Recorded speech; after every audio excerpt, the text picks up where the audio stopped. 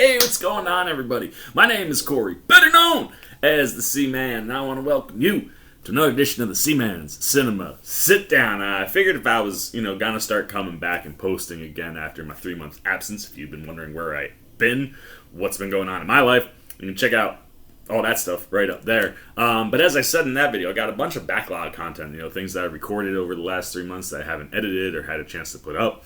But I figured before we just start throwing all the old stuff at you, I should come with some new stuff. And speaking of new stuff, before we get into today's video, I got some new stuff on the set. I think you can see some of it right now. So why don't you come join me for a little tour of the latest additions to the C-Man Cinema Sit-Downs set pieces. And as you can see, I'm going in on the Batman because for me it's a week away. I get to go see it on the 1st, the IMAX exclusive fan event.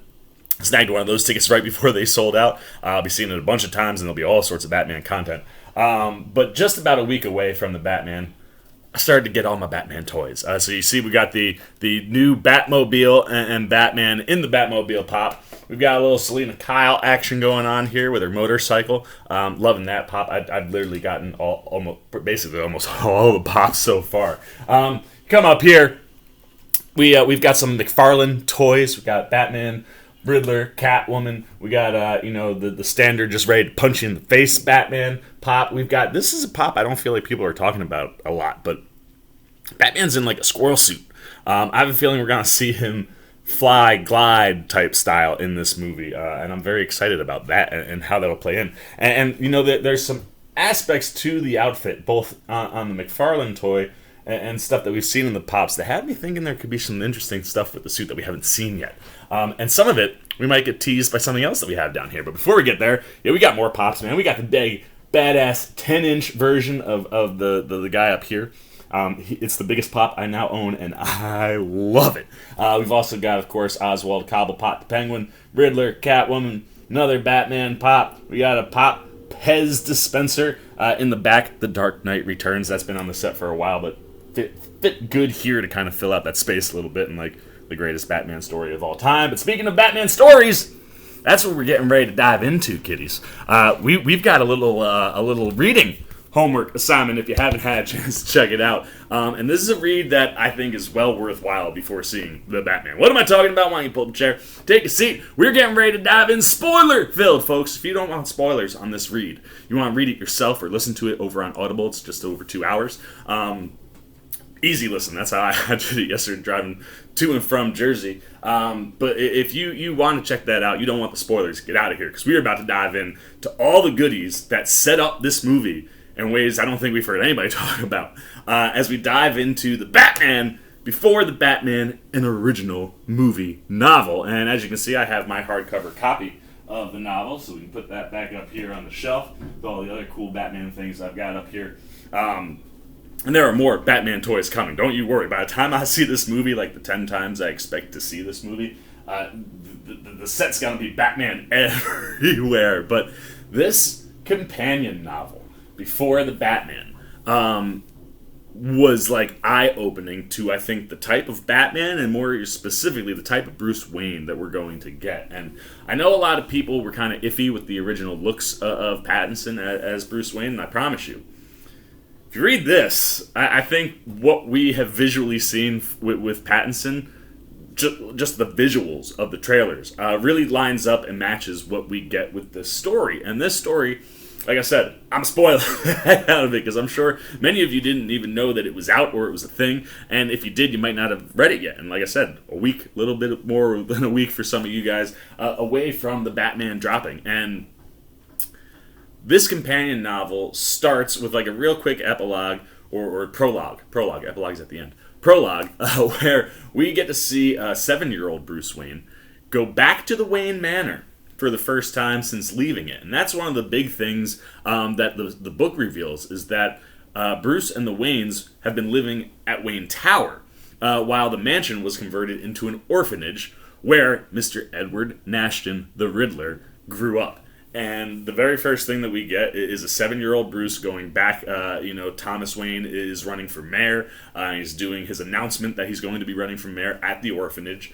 And, sees all these kids and ends up locking eyes with this kid with these aviator wire frame glasses, and he's kind of awkward, and Bruce is just like, everybody's looking at me because I'm the rich kid who used to live here, and he just doesn't want to be bothered by it. And it's interesting to see a young Bruce have issues with being recognizable as Bruce Wayne.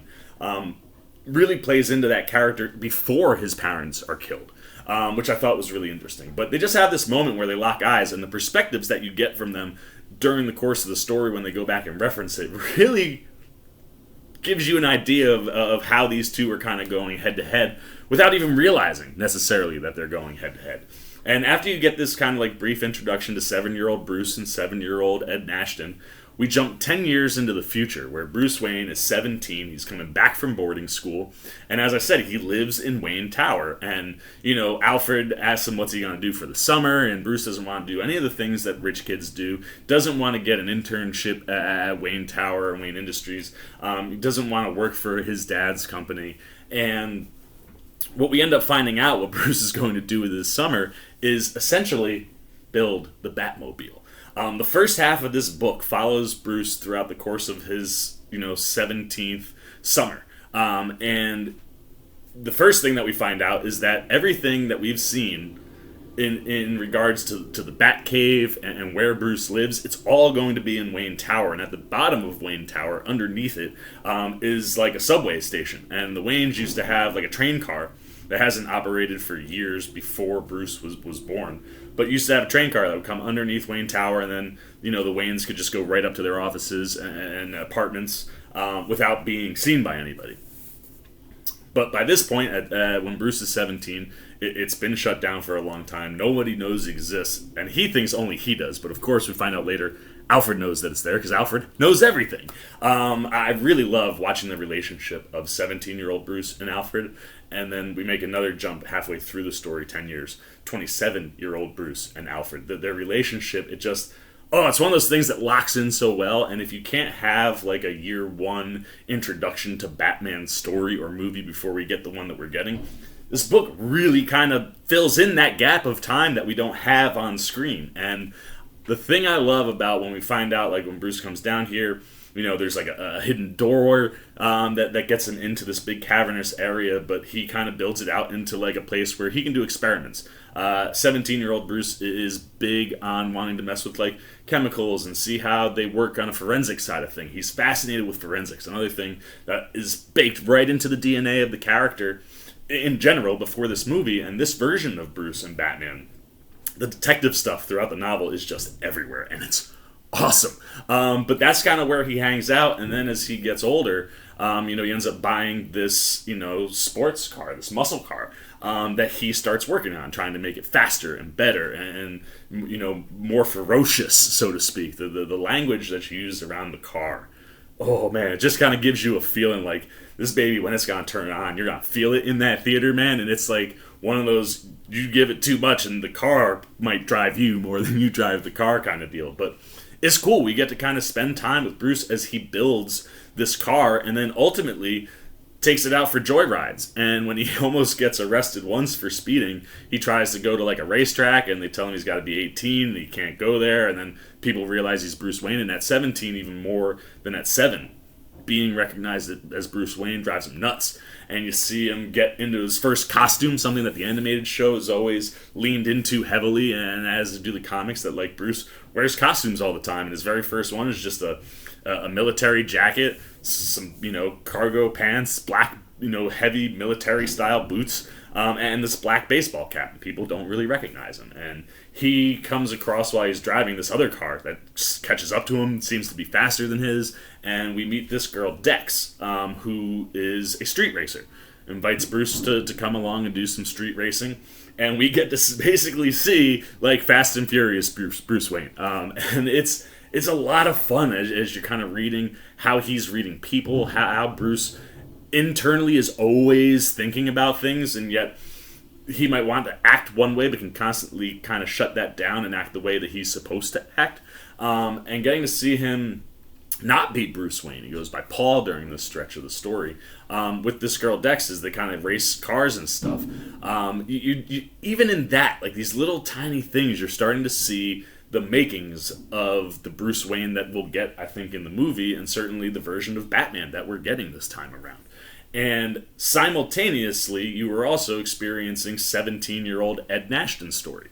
And we find out that since the time he was a kid at the orphanage, he's been fascinated with words and riddles and has journals that he just writes riddles and wordplay type things. And like by the time he's 17, like he's got stacks of these books and things. And I love the fact that the riddle is something that's baked right into the DNA of this version of the Riddler. And then you get to see, you know, the fact that he grows up an orphan and constantly sees people with money around, you know, him because of the Waynes, and then the fact that, like, you know, you got this big mural of Thomas and Martha and young Bruce, like, in the orphanage. Just the hatred he has for the way the world is to people like him, and poor people and orphans and stuff like that. Like, you just get this inherent DNA inside of the Riddler that is somebody who hasn't gone there yet, but has a lot of hatred.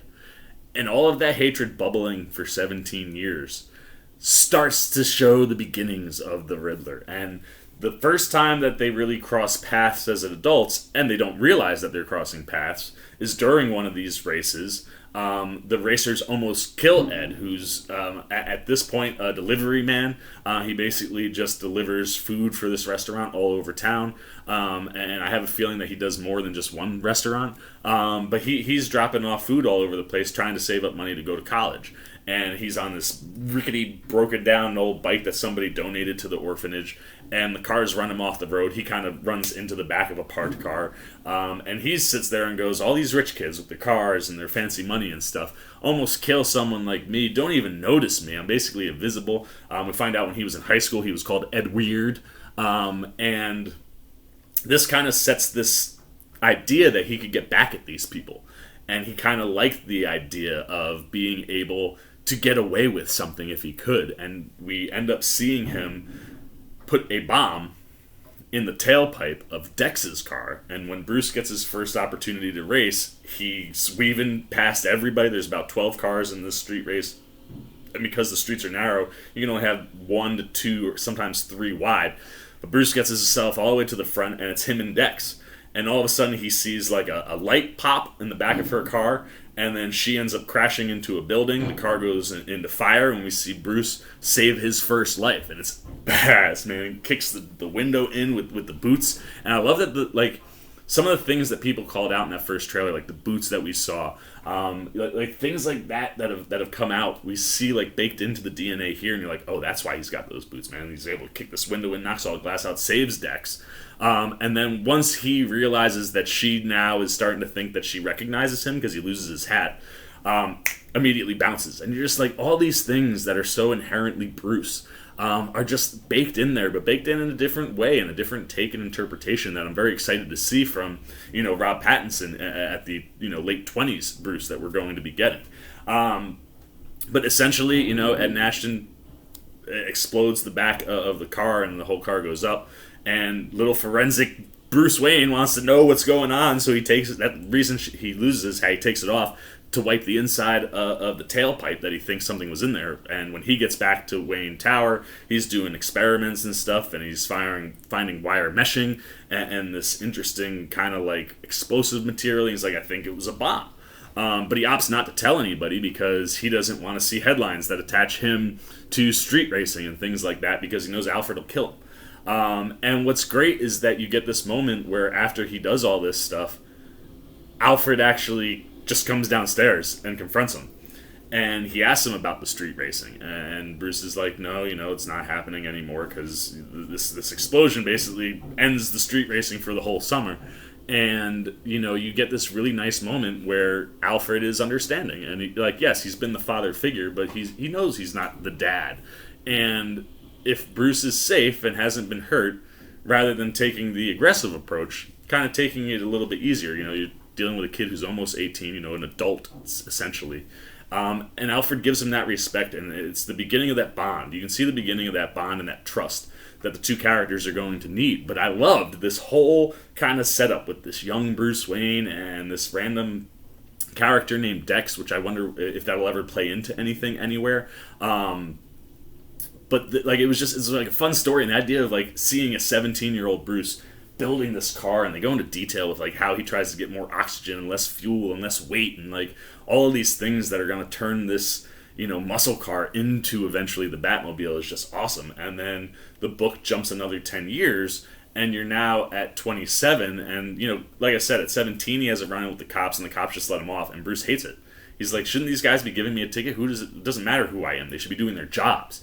And you're starting, even at the 17-year-old Bruce, this feeling of like needing to take care of this city better than it's being taken care of. And when we get to the 27-year-old version of Bruce, you get more of that, and more of the relationship with him and Alfred, which in that first section, when he's 17, you get a little bit of Alfred's background, and we are going with the military version of Alfred, and somebody who knows all sorts of martial arts, something he called Bruce Jitsu, that he would teach Bruce, and he was Bruce's first trainer, and he beats Bruce pretty bad in the first go-around, and I think by the time he's 27, you talk about the fact that he's traveled now. When he got to college, he didn't stay anywhere. He just kept bouncing from college to college. The minute he would get bored, he would transfer. Or if he thought that he knew what he wanted his major to be, he'd go to the best school for that major. All over the world, constantly training and picking up new things, creating kind of his own style. So you get to see a little bit of that with this version of Bruce at 27.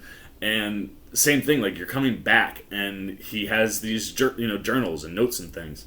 And one of the conversations that he has with Alfred back when he's 17 that he remembers in this part is that, when Alfred had confronted him, he was like, you can't run from things. Your parents' death, whether you think you know it or don't, it sticks with you. And the things that I see you doing seem to be you trying to run away from it. And Bruce, takes offense to that internally.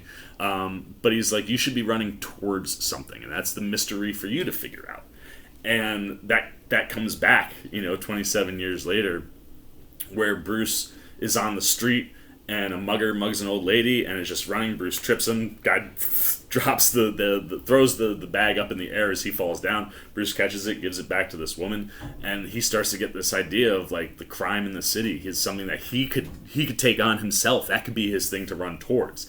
And they start kind of teasing the suit and stuff, and we don't get to see him build it, but we get to see the concepts of how he gets there and how he dives back in and realizes he can use Wayne Industries to his advantage to get lightweight, flexible, bulletproof material to create this suit.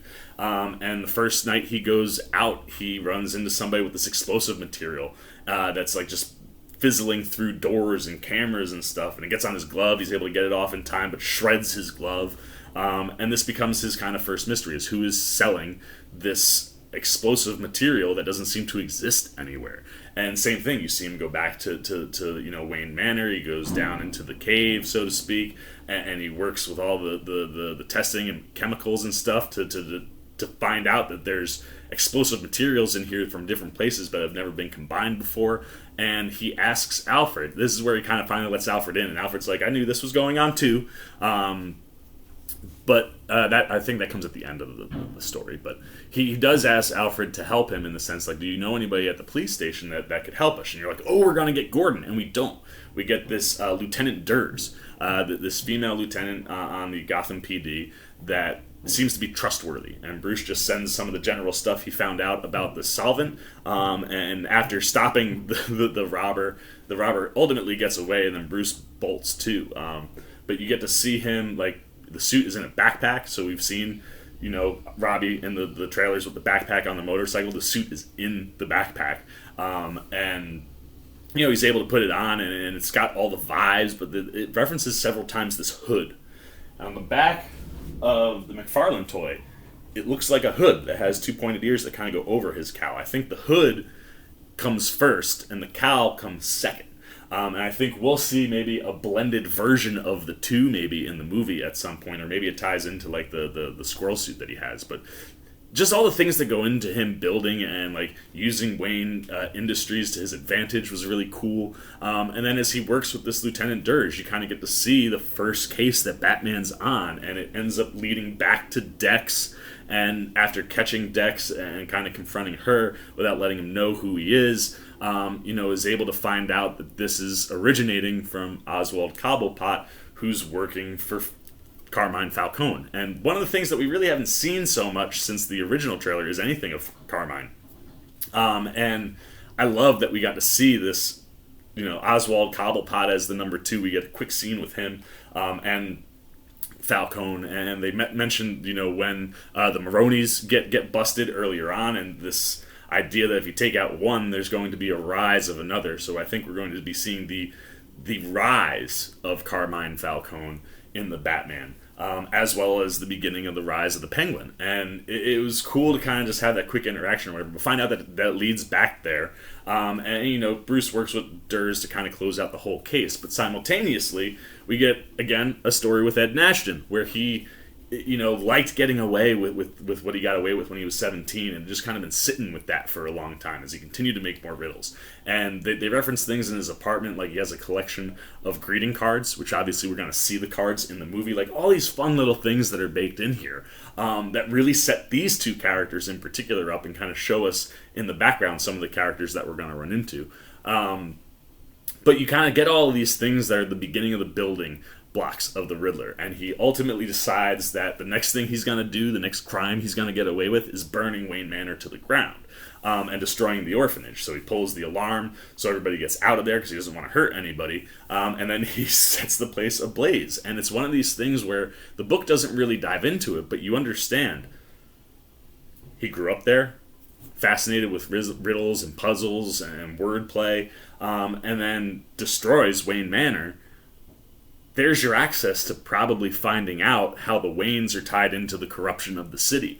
And you're getting the idea in the book of, like, these 2 characters fighting for the city in different ways, right? Like, the Riddler kind of wants to burn things down and end the corruption and just the constant, if you're not wealthy, and the constant winning of the wealth. Like, you have this person coming from the bottom looking to change Gotham, while you have this other person who's on the top, who doesn't even want to be on the top, man. He hates being seen. Like, that, the identity issue of being known as Bruce Wayne. Like, you can't even help a person in broad daylight, who's had their purse snatched, because people are going to say it's Bruce Wayne.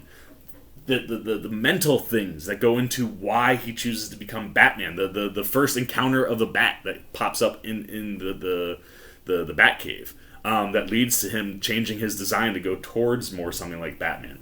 Like things I think we might see bits and pieces of in the movie. Getting to hear it and read it, to a degree, was just really cool. And like I said, you're seeing from his perspective the way he kind of wants to take this city and make sure the city has somebody that'll fight for it, because it doesn't seem the people or the cops that he runs into really want to do any of that stuff. But I'm fascinated to see if Lieutenant Durs is a character that ends up popping up in Gotham PD, because that'll be taking place during year 1 of Batman, and the first time the light is thrown on, you gotta figure it's Durs doing it. And it'll be fun, I think, to see, like, the people that he works with before Gordon, and how quickly Gordon will become involved with Batman. And I wonder if we'll see Durs at all in the movie. But, like, these were all the things in this book, this little story, that totally set these characters up so that, like, yes, they're the characters from the comics. Absolutely, 100%. It's in the DNA of the characters that we're getting, at least in this novel. And you'd have to assume the novel being based off the script of the movie, they're in tone and in line with each other. But there are variations. There's different versions. This is a different take to Bruce Wayne and the Batman. And I love the idea of, like, Wayne Tower being where we're going to spend our time, not Wayne Manor. And maybe knowing that Wayne Manor is destroyed, maybe we get a Bruce that wants to build Wayne Manor back up. It'd be interesting to see what types of things they play with, but you get a lot of DNA for how these versions of these characters are going to act and be portrayed. And it got me so freaking stoked for the movie, and I only scratched the surface, man. I mean, gave you pretty much the main details, but, like, seeing how they set up year 1, it kind of felt like part 2 really teed up what we could be getting with Gotham PD, and then the epilogue totally starts to tee up what we're going to see in the movie. And it's really exciting. If you haven't had a chance to read it, you can't get your hands on maybe a physical copy right away, jump over to Audible, listen to it. Like I said, it's just over 2 hours, easy listen. It adds so many layers of character development for these 2 characters in particular, and the DNA of Gotham, that if you can't have a movie to set up the Batman